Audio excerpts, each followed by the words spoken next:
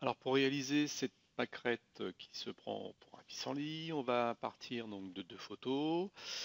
Une photo d'une pâquerette, voilà, et donc la photo d'un pissenlit couvert de rosée pris le matin. On va donc dupliquer cette photo de pissenlit sur la photo de la pâquerette. Donc pour faire ça, on va sur le calque d'arrière-plan, clic droit, dupliquer le calque, et je vais dupliquer ce calque sur la photo de la pâquerette, hein. Donc j'en profite pour renommer le calque. Donc pissenlit, ah, j'ai oublié un petit n, hop, et donc je valide. Maintenant, quand je vais sur la photo de la pâquerette, on voit sur la droite que j'ai toujours mon arrière-plan de la pâquerette, mais que j'ai également donc maintenant le pissenlit qui est aussi présent dans cette photo. Donc je vais diminuer la, le fond, hein, l'opacité de la photo du pissenlit, hein, donc avec ce curseur là, et on voit qu'en fonction de, du mouvement du curseur, hein, la photo du pissenlit est plus ou moins présente, hein. Donc je vais le mettre comme ça pour l'instant, on y reviendra tout à l'heure. Donc première étape, voilà, j'ai bien les deux photos sur une seule et même image. Par contre, moi, ce qui m'intéresserait, c'est de garder uniquement la photo du pissenlit que sur la pâquerette, hein, uniquement la fleur, et pas sur le fond.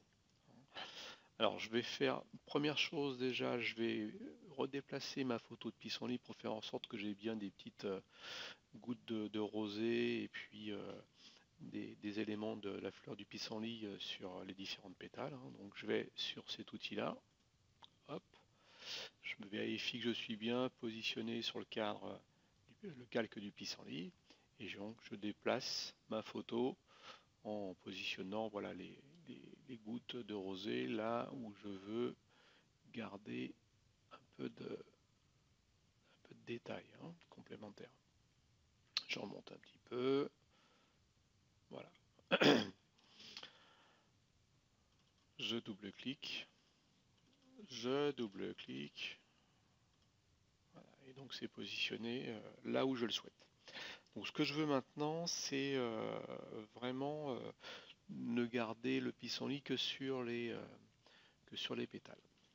Alors pour faire ça, ce que l'on va faire, on va supprimer la visibilité du pissenlit, et puis on va faire une sélection sur les différents pétales. Alors on avait vu dans une précédente vidéo, hein, comment faire plusieurs façons de faire des sélections. On va en voir une autre ici, puisque l'avantage de la pâquerette, c'est que les pétales sont blancs, hein, donc ça permet de faire une sélection assez facilement. Moi, ce que je vais utiliser, c'est l'outil histogramme. Alors, petite précision, si vous n'avez pas modifié la présentation, hein, de Photoshop, vous avez ici des menus qui vous permettent, en fonction du type d'utilisation de Photoshop, de paramétrer un petit peu Photoshop, hein. Donc si vous faites plutôt de la typographie, vous voyez que c'est plutôt les outils de typo qui sont affichés en premier, hein. Et donc moi j'ai activé ici plutôt les menus destinés à la photographie. Et donc on voit apparaître ici un ensemble de calques qui vous permettent de venir modifier votre photo. Donc là moi je vais utiliser le filtre niveau, et je vais pousser les noirs, hein. Et vous voyez que sur ma photo, euh, le fond disparaît pour devenir quasiment complètement noir.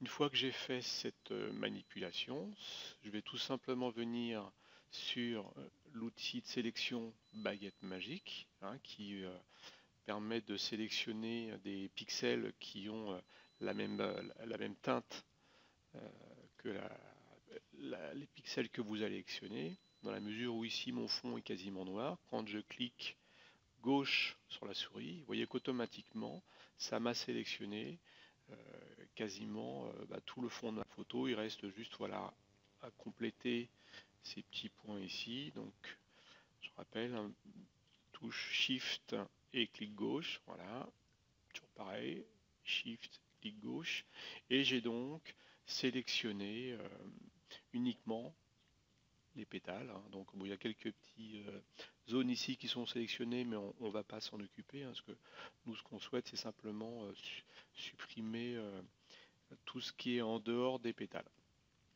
Alors l'intérêt de faire la sélection sur les pétales, c'est que maintenant quand je vais sur ma photo pissenlit, donc je l'active, je me positionne dessus, donc important, hein, sinon les opérations qu'on va faire ici maintenant ne seraient pas faites sur le bon calque, hein. Donc voilà, je suis bien sur le calque du pissenlit, et ce que je vais faire, c'est que je vais venir choisir la gomme d'arrière-plan. Alors, je vous rappelle qu'on peut modifier, hein, la taille de l'outil en allant donc tout en haut là, donc bon, là 120 c'est pas mal, et je vais donc venir effacer toutes les parties de la photo du pissenlit qui ne m'intéressent pas. Et vous voyez que même si je passe dans la photo de pissenlit sur le cœur du pissenlit, ça reste, hein. Donc la sélection que j'ai faite sur la pâquerette est efficace également sur le calque du pissenlit. Donc voilà, j'efface voilà, toutes les parties qui ne m'intéressent pas. Hop.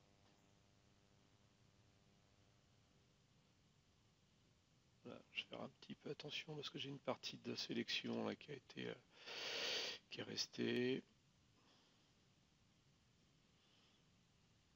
Hop.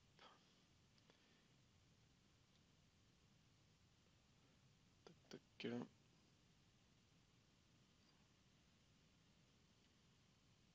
Voilà, je vais juste diminuer un petit peu l'outil pour venir voilà, affiner ici.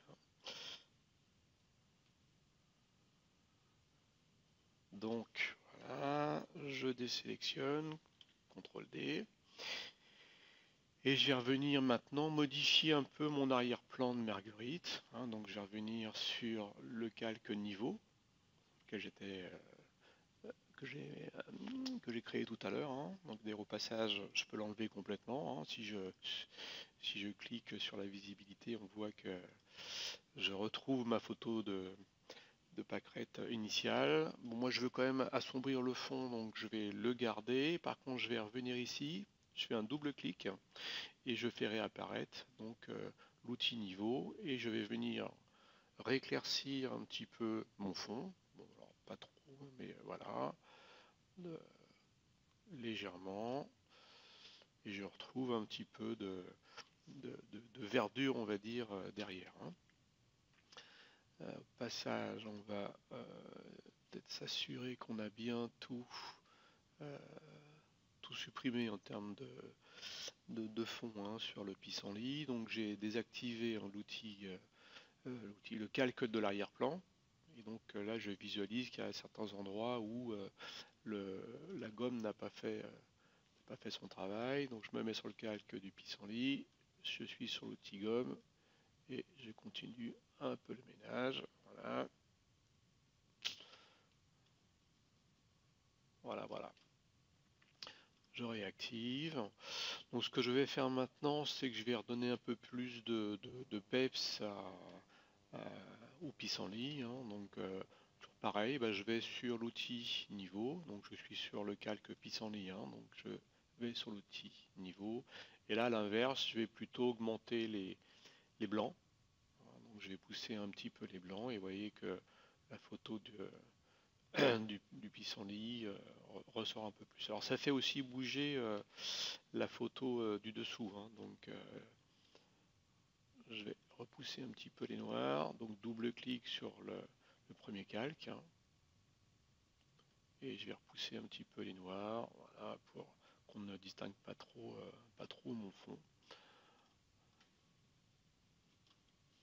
Ensuite, ma dernière étape, c'est de refaire un cadrage en fonction de ce que vous souhaitez obtenir, hein. Donc l'outil cadrage, c'est celui-ci, et je vais donc diminuer la taille de ma photo.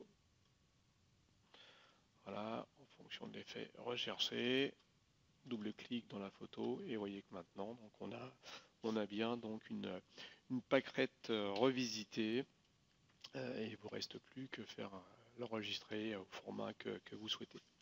Donc voilà rapidement comment concevoir une pâquerette qui se prend pour un pissenlit.